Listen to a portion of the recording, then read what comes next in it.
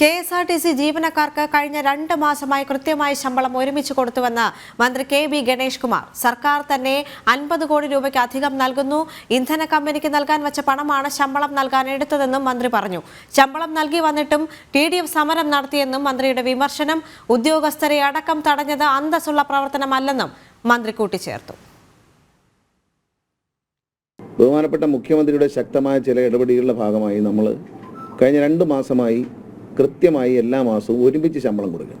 Government 50 കോടി രൂപയിലധികം കേരള സർക്കാർ നൽകുകയാണ്. ധനകാര്യ വകുപ്പിൽ നിന്നും ഖജനാവിൽ നിന്നും സർക്കാർ നൽകുന്ന തുകയാണ് ഇതിൻ്റെ പ്രധാനമായ ഓഹരി എന്ന് പറയുന്നത്. അപ്പോൾ ഞങ്ങൾ ഈ 2 മാസം ഇത് ഒരുമിച്ച് കൊടുത്തത് വളരെ പ്രയാസപ്പെട്ടിട്ടാണ്. കാരണം ഓയിൽ കമ്പനികൾ കൊടുക്കാനുള്ള പണം മറിക്കുമ്പോൾ അവർ 18% പലിശ അടിച്ചു തരാൻ. ഇതെല്ലാം സഹിച്ചുകൊണ്ടാണ് തൊഴിലാളികളുടെ താല്പര്യത്തിന് വേണ്ടി നമ്മളിങ്ങനെ ചെയ്യുന്നത്.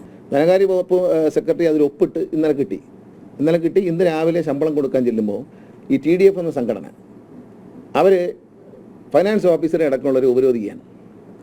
വളരെ ദൗർഭാഗ്യകരമാണ്. അതൊരു അന്തസ്സുള്ള ട്രേഡ് യൂണിയൻ പ്രവർത്തനമല്ല.